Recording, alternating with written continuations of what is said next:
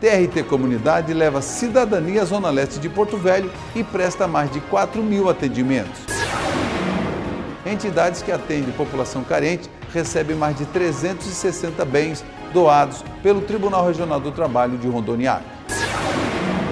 Na entrevista, eu vou conversar com Arlisson Fonseca. Ele é chefe da seção de reconhecimento de direitos do INSS Rondônia, que vai falar sobre direitos e benefícios previdenciários, agora no Justiça e Cidadania.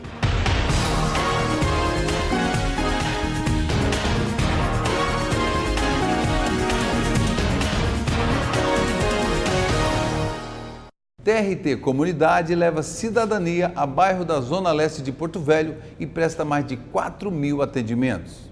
Teve atendimentos, emissão de documentos, atenção especial com a saúde, teve música.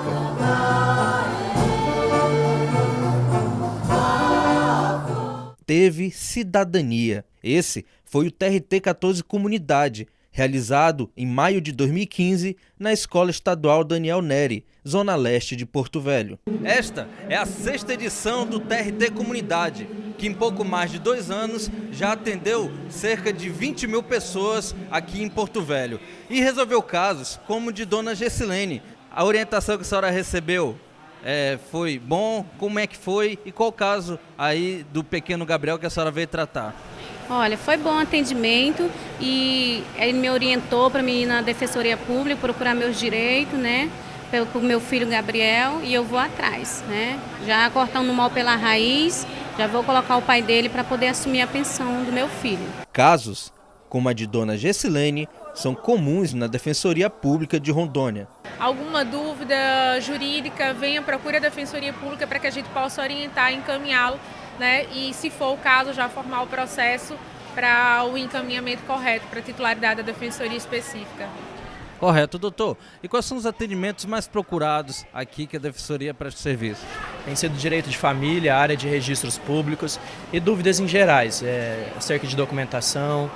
Tem sido a busca mais, acredito, em direito de família, pelo que a gente tem acompanhado. O evento, que reuniu 24 parceiros e envolveu aproximadamente 150 pessoas, entre servidores e magistrados, resultou em mais de 4.000 atendimentos e a emissão de 622 documentos, como CPF, RG, cartão do idoso, título de eleitor e o mais procurado de todos. A carteira de trabalho é um documento primordial para qualquer trabalhador. E aqui no TRT Comunidade é um dos serviços oferecidos, aqui justamente a Superintendência Regional do Trabalho e Emprego.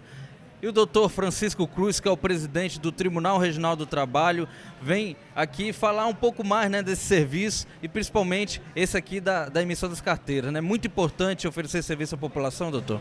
Sem dúvida. A carteira de trabalho é que resiste a toda a vida funcional do empregado. E é um documento, dentre todos os que estão sendo ofertados aqui, o mais procurado.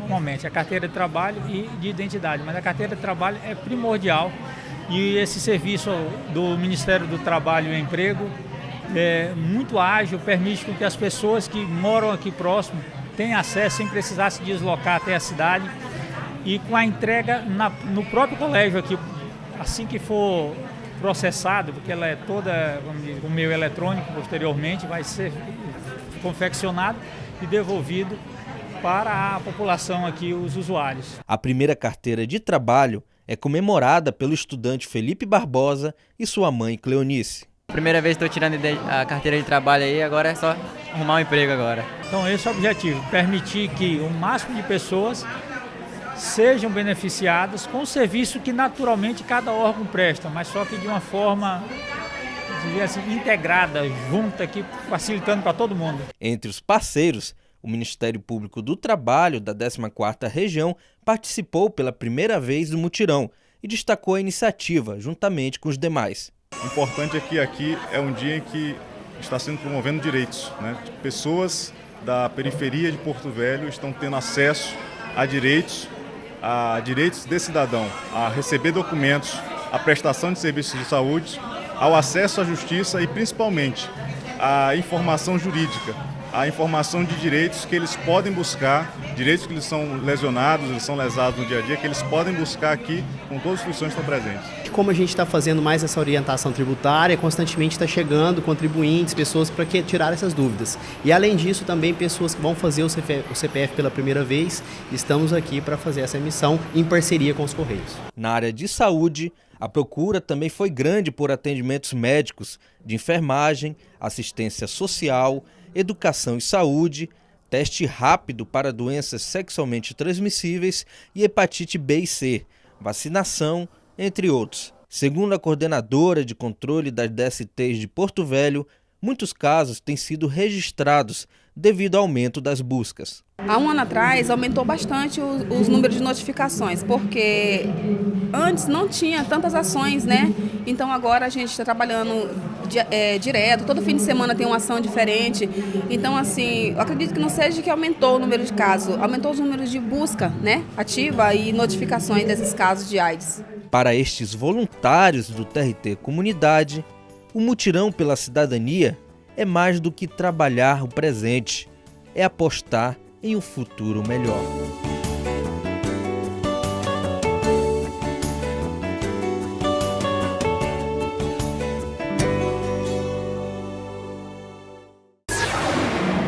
Entidades que atendem população carentes de Porto Velho recebem mais de 360 bens doados pelo Tribunal Regional do Trabalho de Rondônia e Acre. No dia 12 de maio, foram entregues à Casa Santa Marcelina e Centro Salesiano do Menor, em Porto Velho, cerca de 360 itens, entre computadores, monitores, impressoras, móveis e cadeiras. O Tribunal Regional do Trabalho da 14ª Região troca os seus equipamentos de informática a cada 3 anos e sempre que reestrutura suas unidades, disponibiliza os equipamentos usados para entidades sem fins lucrativos. Estiveram presentes na ação o diretor-geral, secretário-geral da presidência, o secretário administrativo, bem como o presidente do regional. O diretor-geral do TRT, Raimundo José Zacarias da Costa, explicou quais são os critérios necessários para que a instituição possa receber os bens para doação. Aquelas que são cadastradas no Ministério da Justiça, que são classificadas como entidade de interesse público. Aí nós podemos fazer esse tipo de doação. A diretora da Casa Santa Marcelina, Irmã Lina, demonstrou satisfação ao receber os bens e afirmou que eles irão beneficiar diretamente a população carente. Nós estamos chegando num momento muito bom em que a instituição não tem como adquirir esses benefícios, esses equipamentos, sejam eles de informática especificamente ou também imobiliários, para que possa equipar as unidades hospitalares para uma melhor qualidade de atendimento também laboral dos próprios colaboradores e finalizando sempre o benefício para o usuário, para todo aquele cidadão do estado de Rondônia. O diretor do Centro do Menor, Padre Reginaldo, destacou a importância da doação e fala como os equipamentos serão utilizados pelos alunos, que são os maiores beneficiados com a ação. Para nós é uma ajuda, um incentivo e também se torna como um laboratório, né? Porque tudo isso todos os instrumentos doados vão ser utilizados por eles. Para o aluno do Centro do Menor, Fernando Nogueira, o recebimento dos computadores e demais equipamentos dará um importante auxílio nos estudos. Significa uma ajuda maior, né? Já que com todo esse equipamento vai reforçar o nosso aprendizado. O presidente do tribunal ressaltou que essa é mais uma forma do TRT-14 cumprir a sua função social. É mais uma forma do tribunal cumprir a sua função social. Não só da entrega da prestação jurisdicional, mas assim a responsabilidade com a sociedade também. No próximo bloco, eu vou conversar com o chefe da seção de reconhecimento de direitos do INSS, Arlinson Fonseca, que também vai falar sobre direitos e benefícios previdenciários.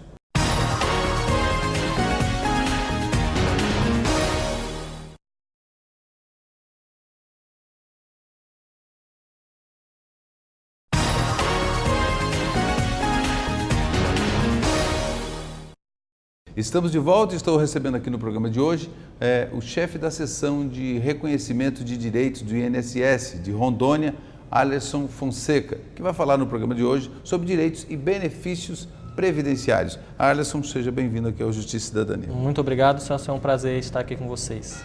Alisson, hoje, especialmente nas últimas semanas, tem uma discussão forte em todo o país com relação aos direitos previdenciários, aposentadorias e tudo. Mas eu vou começar te perguntando quais as principais demandas que chegam hoje até o INSS aqui de Rondônia. Então, as principais demandas, as demandas são nacionais, né? Então, as mesmas que estão acontecendo em Rondônia estão acontecendo em todo o Brasil, que são os benefícios previdenciários. Nós temos as demandas de aposentadorias, de salário de maternidade, pensão por morte, auxílio reclusão e auxílio doença, né? Todos são os benefícios previdenciários que a Previdência cuida. Por exemplo, sobre a questão do benefício rural, que também até a gente falava um pouquinho antes de a gente entrar no ar, com relação a isso. Hoje, muita procura. E o que é importante, por exemplo, a pessoa, especialmente o trabalhador rural, que precisa do benefício do INSS, precisa de alguma coisa do INSS, o que ele precisa ter em mãos e como fazer? Então, Celso, é porque o trabalhador rural, ele é uma forma diferenciada de comprovação, né? Quando o empregado, para ele comprovar algum tipo de benefício, ele tem que comprovar o vínculo dele e as contribuições dele, né? O trabalhador rural, ele já é uma exceção, porque ele não precisa comprovar contribuição, e sim a atividade dele. Ele tem que comprovar através de documentação. Ele vai apresentar documentos para a gente que comprovem a atividade rural dele, né? Quais são esses tipos de documentos? Nós temos nota fiscal de compra de algum produto para a sua terra, a nota fiscal quando ele vende o produto dele, né? Plantou batata, está vendendo a batata, emitiu nota fiscal, guarde esses documentos. Esses documentos vão ser essenciais para quando ele requerer um benefício junto à Previdência. E se ele compra um implemento agrícola, alguma coisa, enfim, equipamento? Também, isso é válido, é importante. Tudo que for daquela atividade é importante. A importância que a gente coloca é na guarda desse documento, né? Hoje em dia nós pegamos muito caso de pessoas que trabalham como rural, mas que não conseguem o benefício devido a não ter a documentação guardada, né? E às vezes nesse caso, Alisson, testemunhas, por exemplo, lá que vizinho de sítio e de fazenda, enfim, isso funciona às vezes, não? Funciona como auxiliar, né? Como eu falo auxiliar é porque, em primeiro caso, vem a documentação. Ele tem que apresentar documentação para a gente. Caso a documentação não seja suficiente para a comprovação, a gente solicita a entrevista, né, com os vizinhos ao redor da terra dele, que assim vai complementar a informação do documento. Como exemplo, a gente pode colocar assim, a aposentadoria por idade, né?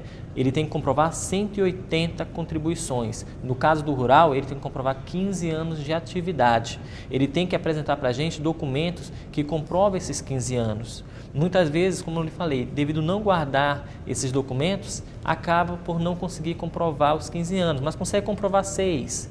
Então, a entrevistas com vizinhos vai subsidiar a falta desses documentos em muitos casos. Porque é muito importante exatamente guardar esses documentos, porque às vezes pode precisar daqui a 10 anos, né? Então a pessoa às vezes joga fora e depois pode precisar na hora da aposentadoria. Na hora da aposentadoria ele vai precisar. E vai precisar. Vai precisar. E quais os benefícios, por exemplo, não sei se você já elencou alguns, mas quais os benefícios que hoje o trabalhador rural tem perante o INSS? Então, perante o INSS, o trabalhador rural ele tem direito a todos os benefícios, né? Exceto a aposentadoria por tempo de contribuição, que na verdade não é que ele não tenha direito, mas para ter direito à aposentadoria por tempo de contribuição, ele tem que contribuir, né? Não é só comprovar a atividade.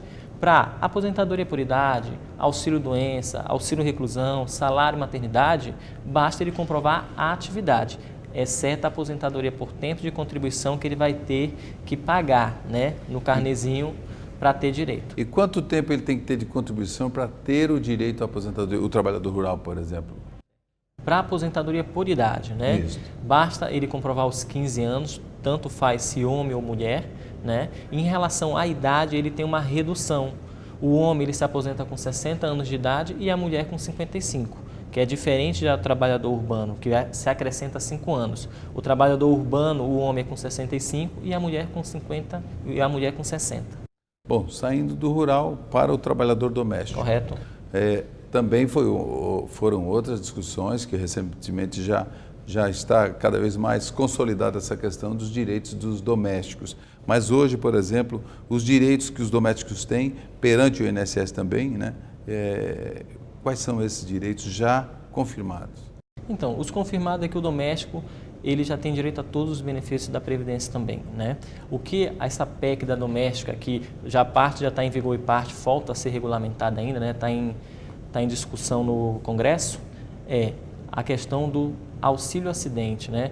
Provavelmente a doméstica vai começar a ter direito ao auxílio acidente com a regulamentação da lei, porque lá ele cita na proposta um seguro acidente que vai ser pago, né? O que já é pago hoje com o trabalhador urbano empregado. Então, provavelmente a gente entende que vai ter direito também ao auxílio acidente. Em relação às contribuições previdenciárias, pouca coisa mudou. Agora, é importante, porque a empregada doméstica ela também corre riscos, né? Corre risco. Fogão, enfim, com uma série de questões. Então, é também um direito dela. Choque elétrico. Enfim. Então, tanto que, devido à ausência disso, né, o legislador achou por optar incluir isso no direito da empregada doméstica. E pensou bem, né? E a importância, isso aqui é importante, e a importância de ter a carteira de trabalho assinado com relação, até mesmo para ter os benefícios, né, previdenciários, e, enfim, do INSS. Sim, então, a obrigação de ter a carteira de trabalho assinada facilita muito para o servidor a sua vida perante a Previdência Social, porque é a forma mais fácil de comprovar um vínculo, né? Nós sabemos que existe muita sonegação no nosso país, então muitas vezes o trabalhador se sujeita a trabalhar sem carteira assinada, né? Porque necessita de uma renda e acaba se sujeitando isso. Isso pode prejudicar ele perante a Previdência Social porque não vai ter os seus recolhimentos. Ele pode provar esse período que trabalhou sem carteira assinada? Pode, mas é muito mais complicado para ele. Então, sempre que possível, exigir que a carteira seja assinada. É mesmo porque se ele sofre um acidente, até mesmo no trajeto do trabalho ou no trabalho, enfim, sem carteira assinada, ele vai ter uma complicação para ficar sob o benefício do INSS, né? Porque o trajeto de casa para o trabalho, trabalho para casa, ele é enquadrado como tempo de trabalho. Sim. Então, se sofrer qualquer acidente nesse trajeto, ele vai ter direito a receber um auxílio doença acidente de trabalho. Mas o auxílio doença é só se tiver a carteira de trabalho assinada para trabalhador privado. Eu não posso afirmar que é só, né? A pessoa Mas que é não importante, tem, então a pessoa que não tem se sujeitou a trabalhar sem carteira assinada, ele pode até conseguir comprovar o vínculo, né? Só que é muito mais difícil. Por isso é fundamental que se procure sempre assinar a carteira de trabalho. Agora, uma coisa que é importante aí, antes da gente ir para o nosso intervalo, é exatamente, eu até posso deixar essa pergunta no ar Sim. logo, porque já me dão um sinal do tempo, com relação a exatamente diferenciar essa questão da questão previdenciária e aposentadoria do trabalhador, do servidor público e da iniciativa privada, ou seja, seletista e estatutário, né? Isso, Estatutário e seletista. Então, sobre essa pergunta e outras, nós vamos saber no próximo bloco. Eu estou conversando com Alisson Fonseca, que ele é chefe da seção de reconhecimento de direitos do INSS Rondônia. A gente volta já já.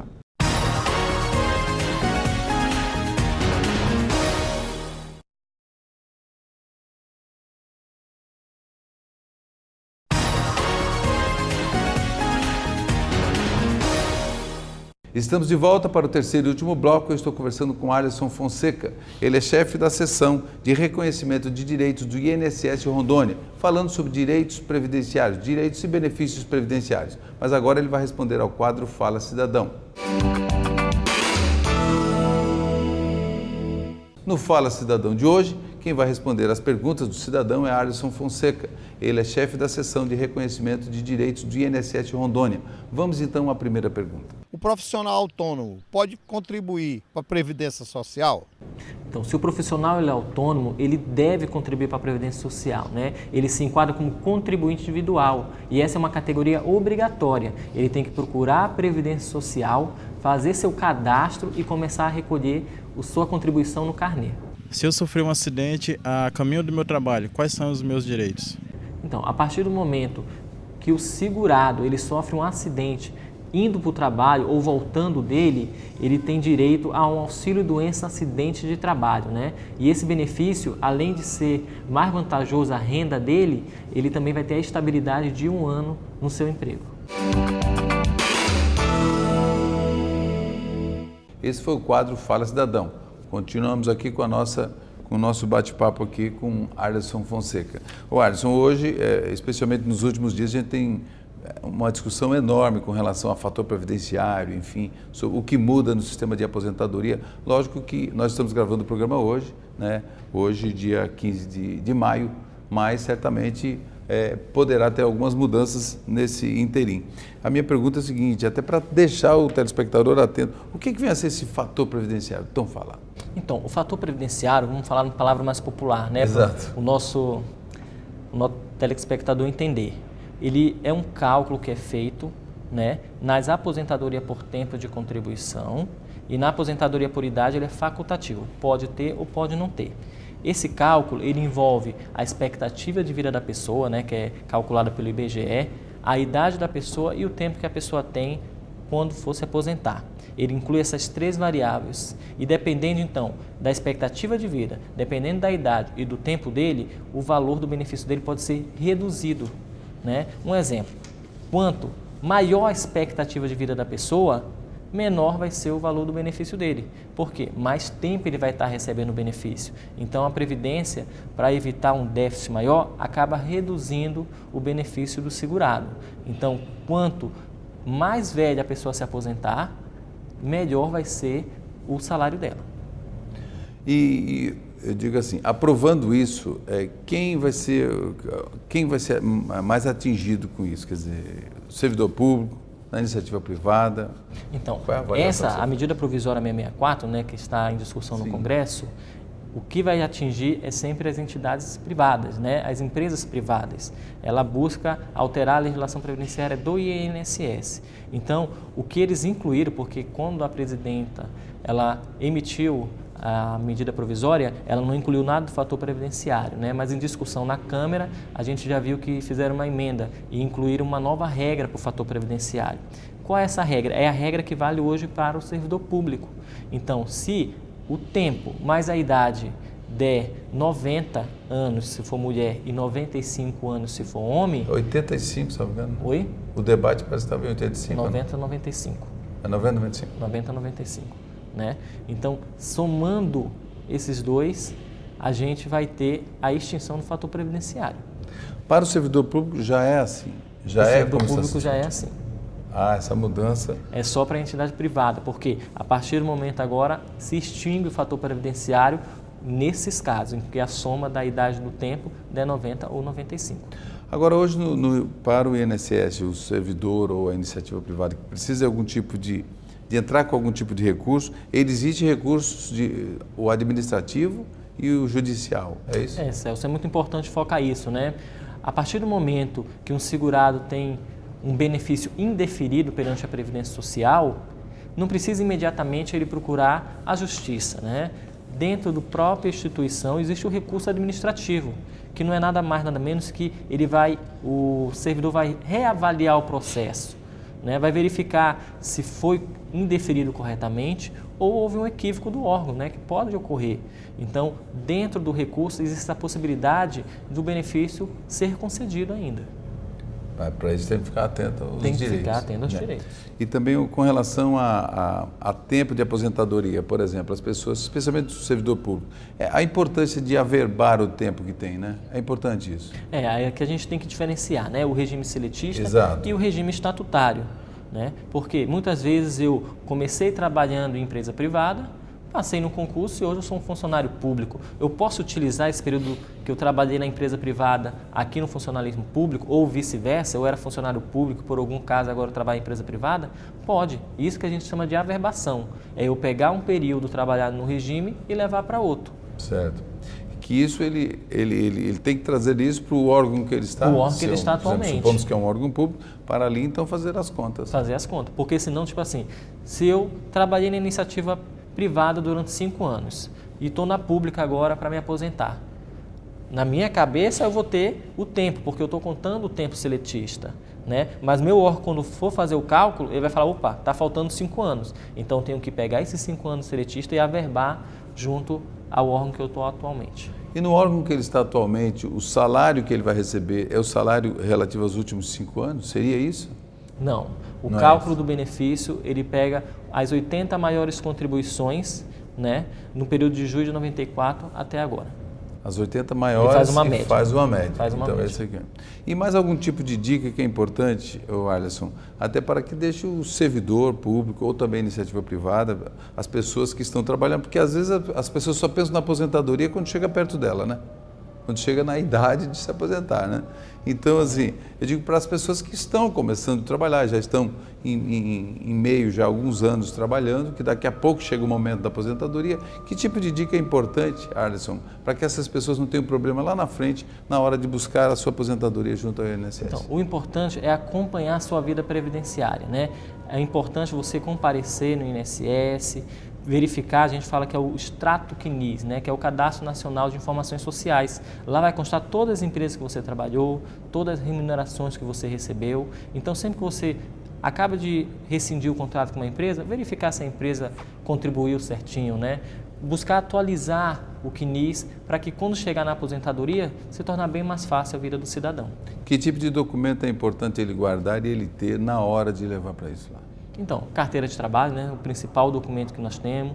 Se não tem carteira, foi um contrato temporário e não foi assinado carteira, fez um contrato à parte, guardar esse contrato. Servidor comissionado, sempre guardar sua portaria de nomeação e sua portaria de exoneração. Esses documentos são fundamentais na hora de ajeitar o seu cadastro para fins de aposentadoria.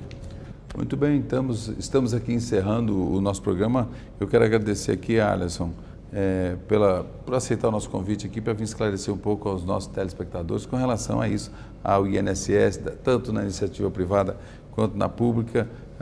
Muitas coisas que às vezes, nesse debate todo, as pessoas não compreendem muito, né? Mas muito obrigado aqui por ter participado. É só a gente que agradece e ficamos à disposição sempre poder ajudar. Tá certo, muito obrigado. No programa de hoje eu conversei com Alisson Fonseca, ele é chefe da seção de reconhecimento de direitos do INSS Rondônia, que falou sobre direito e benefícios previdenciários e ainda respondeu ao quadro Fala Cidadão. O Justiça e Cidadania fica por aqui e até o próximo.